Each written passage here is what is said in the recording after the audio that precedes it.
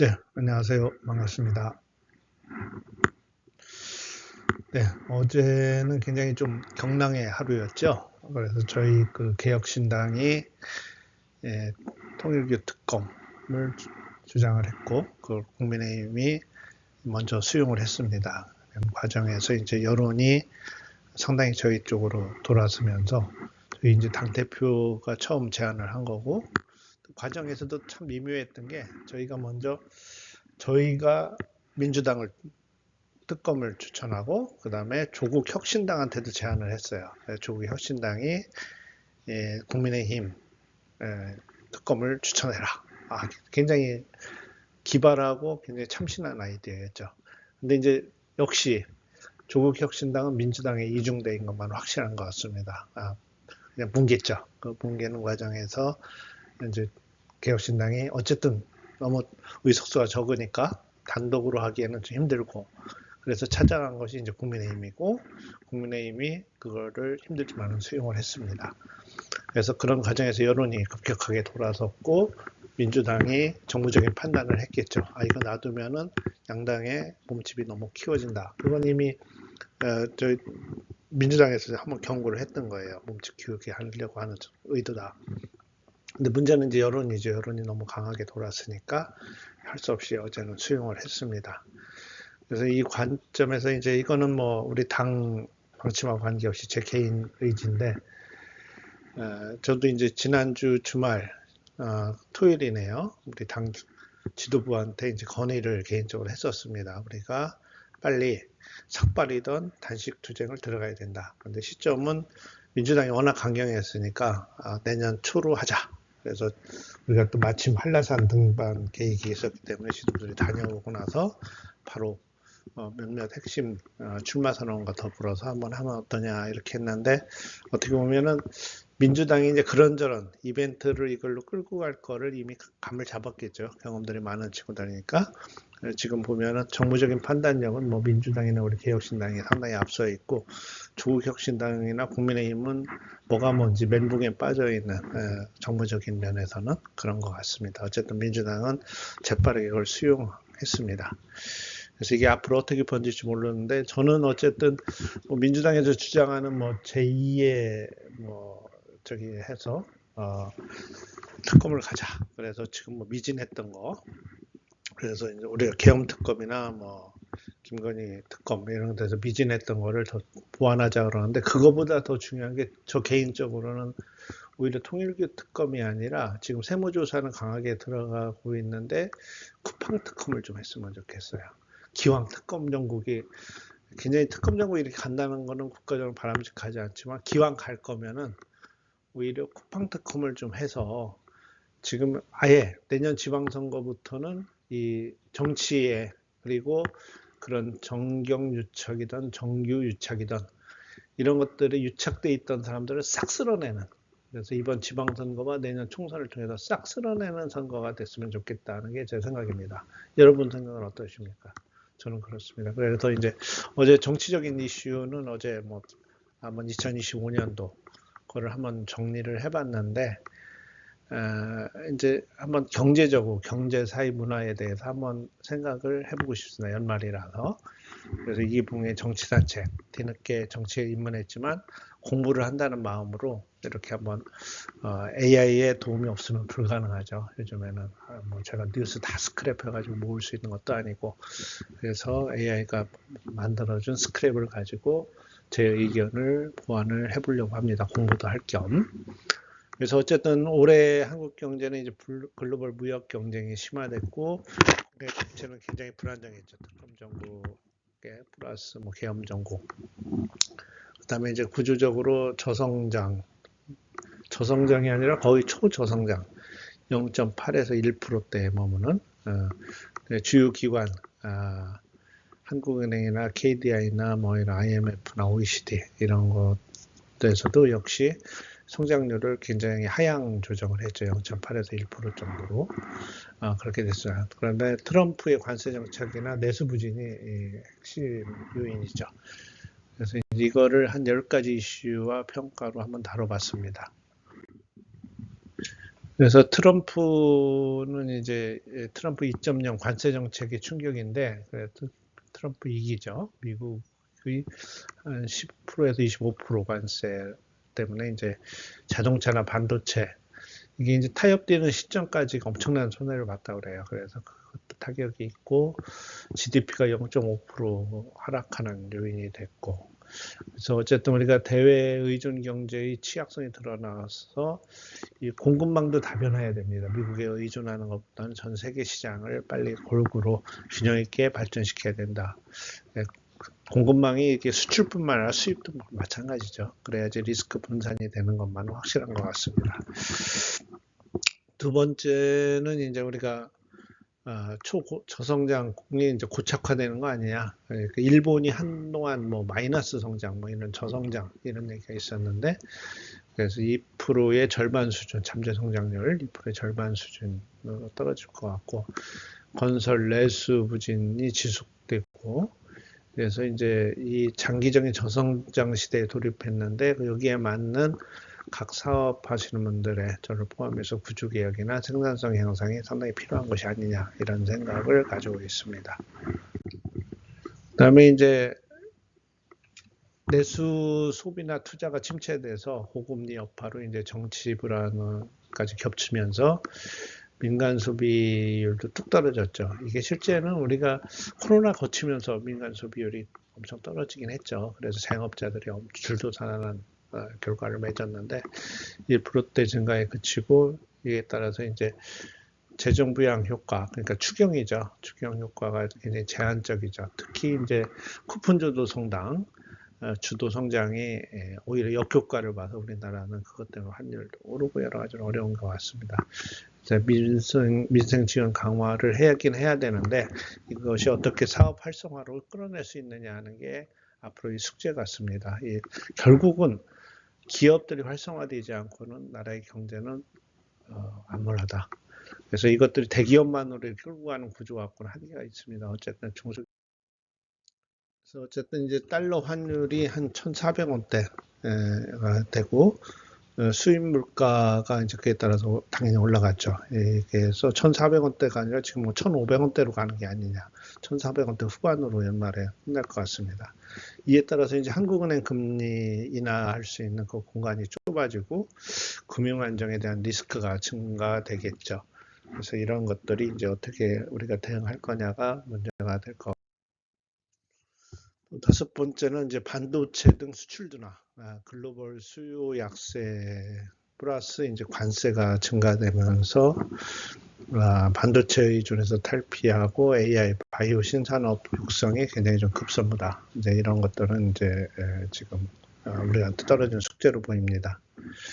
그다음에 이제 가계부채, 부동산 PF 위기, 네 이게 이제 2,000조 가계부채가 2,000조를 돌파한다고 그래요. 그래서 이제 부실 확대, 그다음에 이제 개인 가계부채의 부실이 확대될 것 같고 금융 시스템 리스크가 이제 이어서 오는 거죠. 결국은 대출을 해준 은행들에 대한. 그래서 연착륙 정책이 굉장히 필요하다. 이게 한 번에 몰려들면은 이제 금융 시스템이 무너질 수가 있습니다. 그래서 그런 것들이 상당히 좀 중요한 해가 아니냐 이런 생각이 들고요. 또 하나는 이제 인구 구조 변화죠. 고령화, 그다음에 저출산. 그래서 인구 감소로 이제 노동 투입이 둔화되고 장기 성장률이 하락의 원인이 되죠. 그다음에 이제 이민 출산 정책에 대한 혁신이 좀 필요한 것이 아니냐. 그다음에 이제 청년 실업 문제. 이건 심각합니다. 이게 일자리 문제 못지않게 이 마인드 교정이 필요할 것 같아요. 지금 어떻게 보면 지금 청년들이 너무 이 어려운 시기가 코로나 시기부터 이렇게 쭉 이어져 오다 보니까 이 청년들이 스스로 패배감에 물들어 있다. 그게 이제 니트족이죠.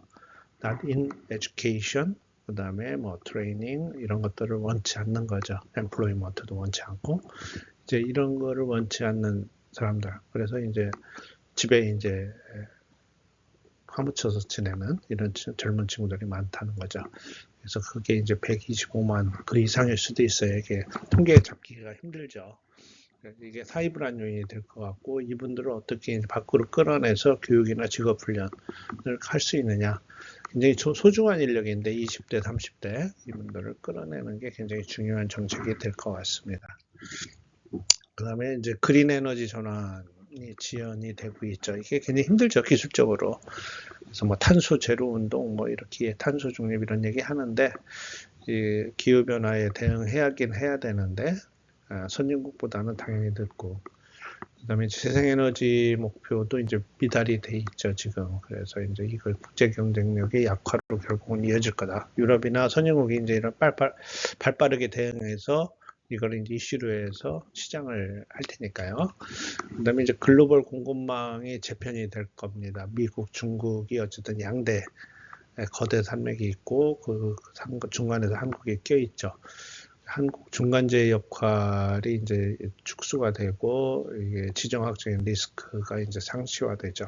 그러니까 일본, 러시아, 북한, 중국 뭐 이렇게 껴 있고 대만 이런 속에서 어떻게 해야 되느냐. 다자무역 협력을 강화하긴 해야겠죠. 그래서 어쨌든 2025년은 이제 불확실성의 해로 이제 성장률은 1% 미만 초저성장 시대다. 대외 충격이 복합작용했다. 그 다음에 이제 긍정적인 측면은 반도체가 이제 회복이 됐죠.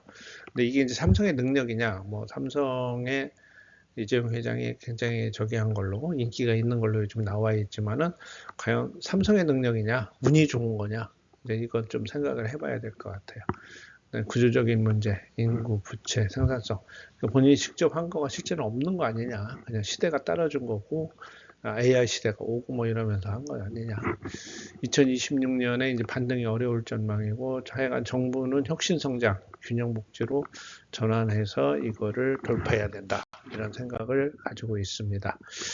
지금까지는 이제 우리가 근로계에서 한번 한 거고, 이제 제미나이 거를 한번 쭉 한번 보려고 합니다. 제미나이 거를 보니까 이제 금리는 내려왔지만 이제 물가는 이미 높은 수준에서 이제 굳어졌죠. 그래서 이제는 저금리 성장이 아닌 중금리, 고비용이라는 새로운 표준에 적응하는 기업과 가게만이 살아남을 수가 있다. 그래서 인플레이션 억제하면서 금리 인하 기조로 완전히 돌아섰기 때문에 이거에 대한 금리는 내려왔지만 물가는 이미 높아져 있다 이거죠. 두 번째는 AI 버블 논란입니다. 그러니까 이게 수익성으로 과연 갈 거냐. AI 관련주들이 실제 산업 현장에서는 이제 결국은 이제 이 소프트웨어에 대한 구독 이제 이런 거죠. 자동화도 그렇고 이렇게 해야지만 이게 이제 생산성으로 돌아섭니다. 그래서 이제 이 구독, 좋아요 이렇게 하는데 앞으로는 소프트웨어가 그렇게 돼요. 그래서 소프트웨어도 이제 사용을 합니다. 지금 이미 그렇게 하잖아요. 여러분들 마이크로소프트 오피스 365가 그런 거죠. 구독을 하고 있는 거죠. 그래서 AI는 더 이상 신기한 장난감이 아니고 저도 이제 AI로 이렇게 하고 있는데 이제 필수 불가결한 거죠. 공장의 수율을 어떻게 높일 거냐. 결국은 이게 지금 LLM 기반이 아니라 결국은 공장 자동화 이쪽으로 AI가 넘어가야 됩니다. 피지컬 AI로.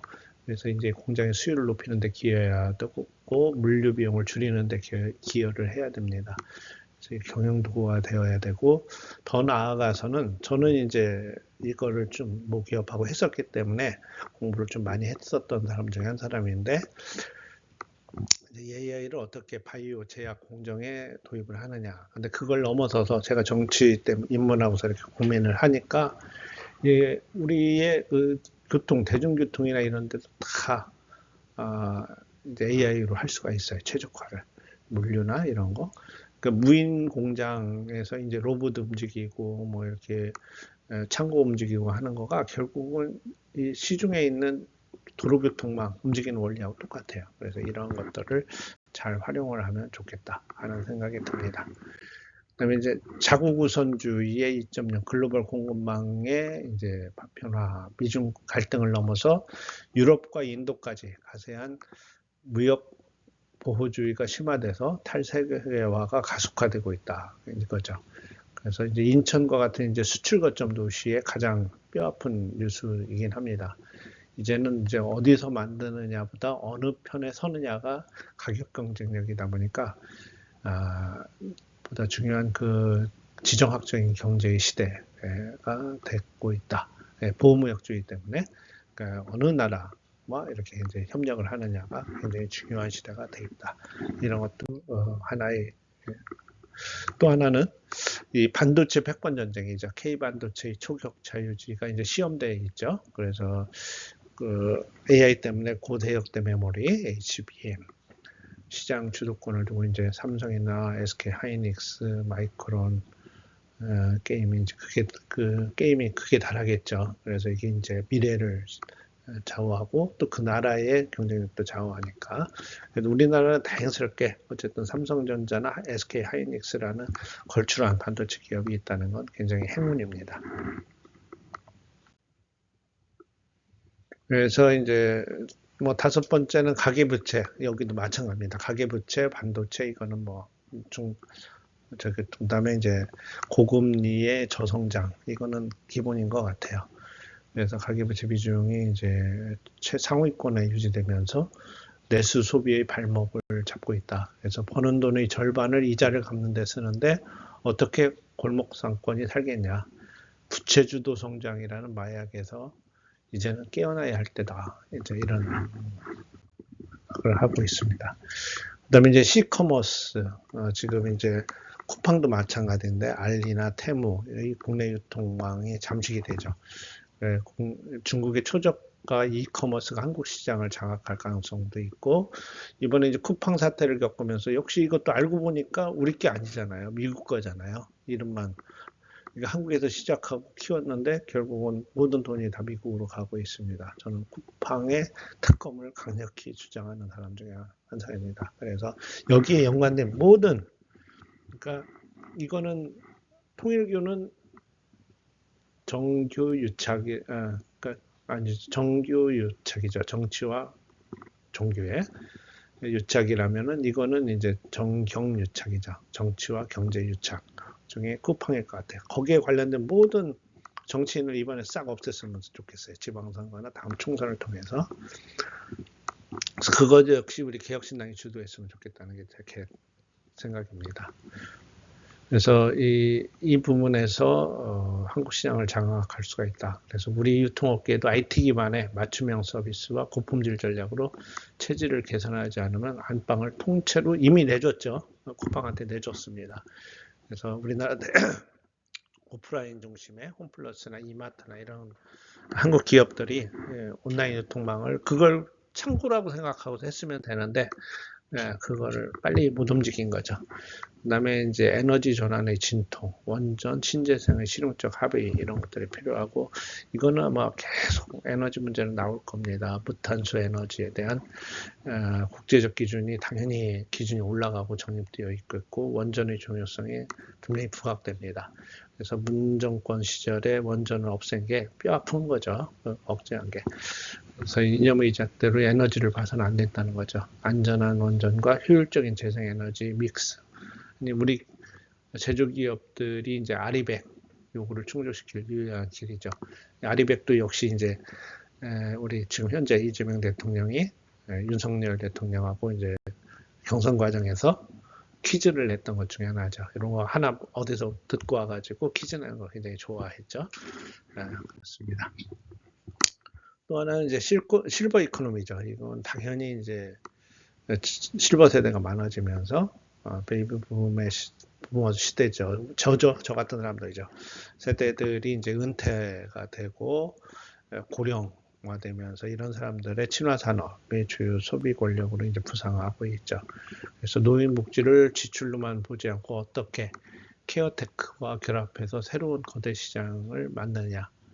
그래서 저는 이제 인천도 역시 강화하고 옹진을 전축 위주로 잘 만들면 괜찮지 않느냐. 그래서 저는 영종도라는 이거를 잘 활용하고 강화하고 지금 이제 송도의 그 경험을 잘 살려서 그거를 강화로 번치고 하면은 옹진까지 같이 살릴 수 있다는 생각을 갖고 있습니다.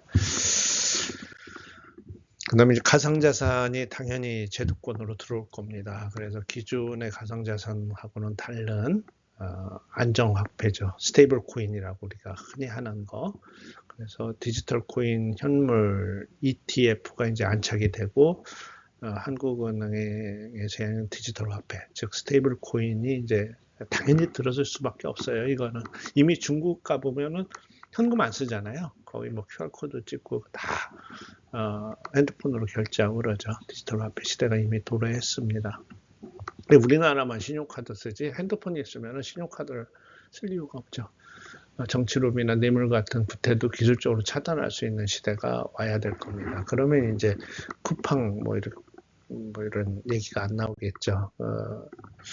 그다음에 통일교 이런 얘기가 안 나오겠죠. 그다음에 이제 인천 재물포 르네상스의 경제적 실효성 논란은 계속 될 것 같고 제 인천 입장에서는 대규모 토건 사업 위주의 구도심 재생이 실제 지역 경제의 활성화로 이어지는지에 대한 비판적 여론이 당연히 상상되죠.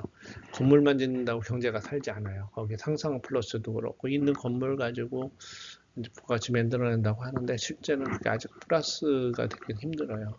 그래서 이 컨텐츠 경영이 빠진 재생은 예산 낭비일 뿐이다. 이 컨텐츠를 잘 잡아서 해야 된다라는 생각을 가지고 있습니다. 그래서 정치가 경제의 발목을 잡지 않는 2026년이 됐으면 좋겠고 이미 뭐 정치 개입이 있었던 거죠. 우리나라 지금 뭐나 환율 오르고 초기에 뭐 주가 오른다고 좋아했는데 이게 과연 우리나라 경제에 플러스냐? 그다음에 집값은 결국은 떴고 잡는다고 저는 잡지를 못하고 있고 정치는 과거의 늪에 빠져서 이렇게 있으면 안 되고 통일교 로비 의혹 같은 이제 구태 정치가 경제의 활성을 갈아먹는 사이에 이제 글로벌 기업들은 AI나 바이오로 세상을 바꾸고 있다. 그래서 빨리 우리 역시 이에 대한 발빠른 대응. 그러니까 정치 싸움 하다가 이제 판단하면 안 된다. 이런 것들은 분명한 것 같습니다. 그래서 정치 특검을 통해서 밝힐 건 밝히고 구시대적인 정치인들을 없애긴 하되 새롭고 신선한 사람들이 이제 자리 잡을 수 있는 통대를 마련해 주는 게 중요하지 않느냐 하는 생각을 가지고 있습니다. 챗GPT는 어떻게 봤을까요? 고금리 장기화 이거는 뭐 앞에 거하고 비슷한 것 같아요. 제미나이하고 그다음에 이제 침체가 돼 있다. 미국의 금리 지연이나 글로벌 불확실성으로 이제 고금리가 장기화되며 내수 투자가 모두 위축돼 있고 겉으로는 성장, 체감은 침체. 체감은 침체하고 있는 이중 구조가 이제 고착화된다라고 보고 있죠. 그다음에 이제 여기도 역시 이제 반복되는 것 같은데 가계부채 2000조 시대. 그래서 DSR 규제에도 불구하고 부동산 생활비 대출이 증가하고 있고 청년 자영업자 중심의 부실 위험이 급증하다. 그래서 시한폭탄으로 남아있다. 그다음에 이제 부동산 시장이 양극화돼 있죠. 그래서 수도권 핵심지는 반등하고 있고 지방 구도심은 이제 침체하고 심지어 사람이 없죠. 전국 평균 지표는 더 이상 정책 판단 기준이 될 수가 없죠. 당연히 이거 평균 내면 안 돼요. 그래서 이제 이런 것들이 그다음에 자영업자 폐업 구조적으로 붕괴될 수밖에 없는 폐업은 역대 최고 수준일 되고 단순 경제 문제가 아니라 플랫폼이나 임대료, 인건비 구조 문제로 단기 지원적인 한계가 드러나고 있습니다. 정치가 참 어려운 것 같아요. 이런 거 보면.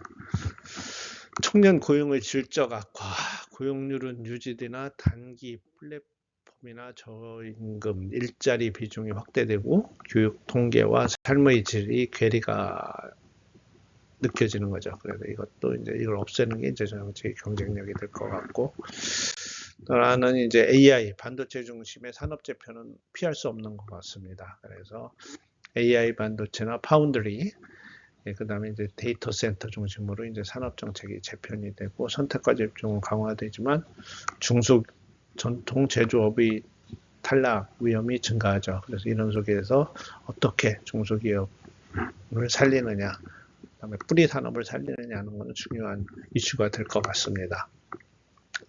또 하나는 챗GPT는 재정 건전성이나 확장 재정 논쟁을 이슈로 뽑았습니다. 그래서 복지 산업 지원 요구는 이제 증가하고 재정 여력은 없다 이거죠.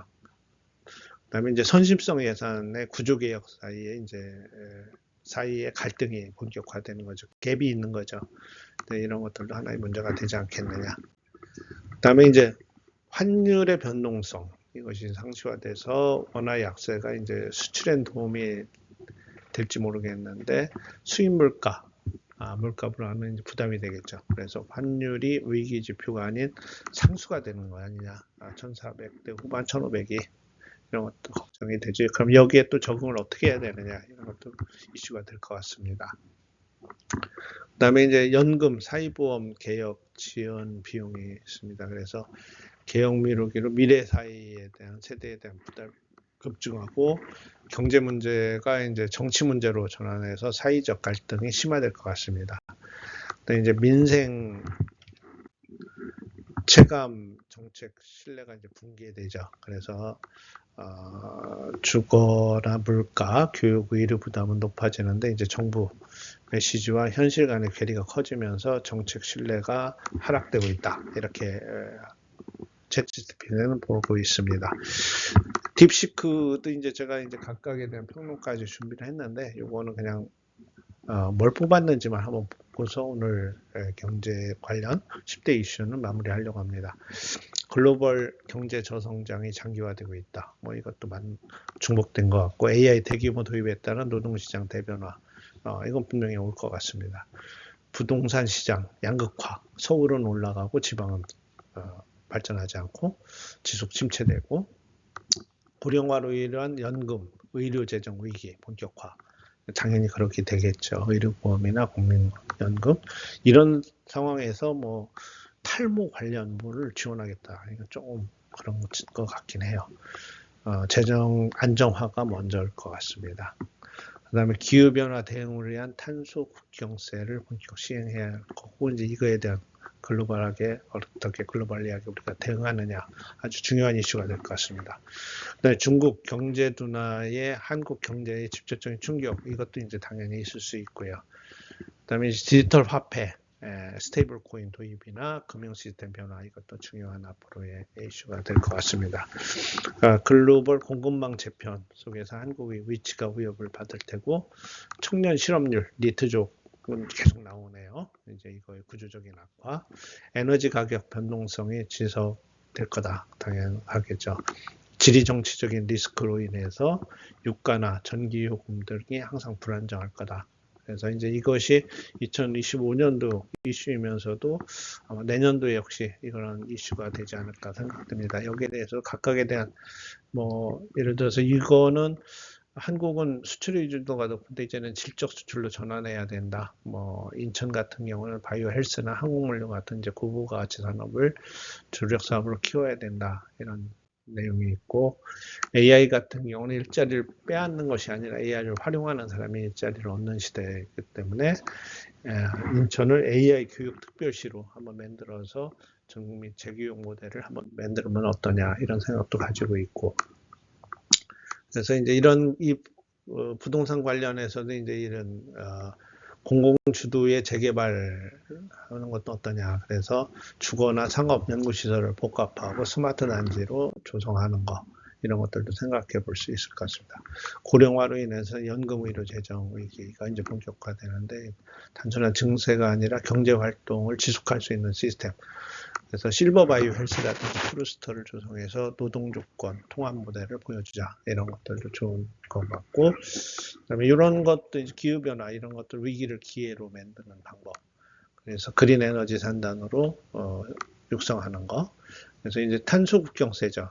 카본 보더 어저스먼트 메커니즘은 EU가 이게 탄소 규제가 약한 국가에 생산된 제품이 EU로 수출될 때 해당 제품이 생산 과정에서 발생하는 탄소 배출량에 따른 그 세금을 부과하는 제도예요.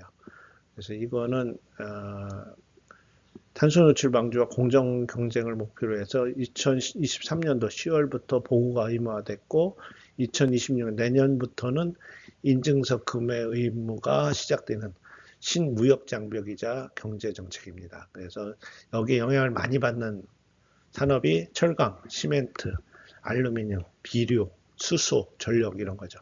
이게 에너지가 많이 들어가는 거죠. 적용되고 이제 국내 기업들은 배출량 보고라든지 인증서 구매 의무를 이행해야 됩니다. 내년부터는 수출하는 모든 제품에 대해서는 그래서 이런 것들은 굉장히 중요한 이슈가 될 것 같습니다. 그다음에 이제 중국 의존도를 줄여야 되고, 그래서 그에 따른 가까운 우리 인천이 이제 대체 생산 물류 거점으로 만들어서 동남아나 인도를 겨냥한 인천 메이드 인 코리아가 아니라 메이드 인 인천 브랜드를 육성하면 좋겠다. 그다음에 이제 디지털 화폐, 당연히 이제 스테이블 코인이, 근데 이것도 인천이 한번 주도적으로 해봐도 좋을 것 같아요.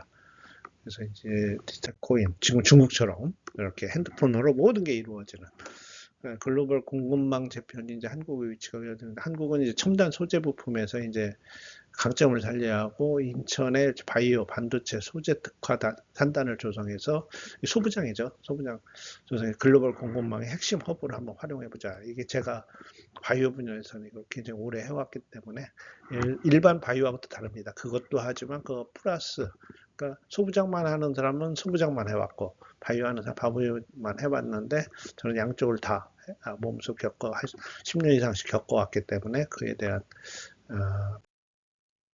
그래서 어쨌든 인천도 마찬가지고, 전 이제 국내 모든 문제인데 이 청년 실업률을 어떻게 할 거냐. 그래서 이거는 1인 창업 생태계를 구축을 해서, 또 실패하더라도 도전할 수 있는 제도전 패키지, 주거나 교육 자금을 제공하는 거, 이거는 꼭 필요할 것 같습니다. 그래서 이 분야를 우리가 어떻게 잘 전략적으로 발전시키느냐 하는 게 중요한 문제일 것 같습니다. 에너지 가격 변동성은 당연히 지속되겠죠. 지리 경제적인 리스크로 인해서 유가나 전기요금 등이 불안정할 테고, 그래서 에너지 자립이 국력인데 인천의 해상풍력, 수소 생산, 소형 원전을 결합한 에너지 믹스 특별지구를 조성해서 국가 에너지 안보 모델을 제시해야 된다는 생각입니다. 특히 이번에 이제 우리가 원자력 관련해서 저희가 뭐죠? 그 잠수함, 이제 우리가 원료를 이제 쓸 수 있는 허락을 받았잖아요, 미국에. 이거는 이제 소형 원전에 대한 어떤 우리 기술이 급격하게 발전할 수 있는 아주 좋은 기회예요. 이런 얘기는 우리나라 곳곳에, 왜냐하면 전력 공급망이 넓을수록 굉장히 안 좋거든요. 곳곳에 소형 원전을 세울 수도 있다. 그래서 이런 것이 굉장히 에너지 효율화에 앞으로 중요한 해법이 될 수가 있다. 그쪽 기술 발전이나 이런 면에서도. 그다음에 2025년도 경제 이슈가 이제 모두 연결돼 있죠. 고령화, 청년 실업. 그래서 이런 거 바이오 헬스 산업으로 이제 탄소 위기, 에너지 불안을 극복하고, 그린테크로 이제 글로벌 저성장, 첨단 수출 플랫폼으로 이제 해결을 해야 된다. 그래서 이제 인천을 대한민국 경제의 실험 도시이자 해법 도시가 되기를 바랍니다. 그래서 이런 쪽으로 발전시키는 거를 내년에 지방선거 이슈로 해서 더 발전시키면 좋을 것 같다는 생각입니다. 네, 좀 더 길어졌네요. 제가 딥시크로 검색했던 거 안 하려고 해다가 조금 더 이제 그 논평을 하는 것도 좋을 것 같아서 생각해 보는 것도 한 번 더 생각해 보는 시간을 추가로 가졌습니다. 그래서 좀 길어졌습니다. 네. 다음에는 이제 경제를 마치고 이제 사회문화 쪽을 좀 해보려고 합니다. 네, 오늘 하루도 즐거운 하루 되시기 바랍니다.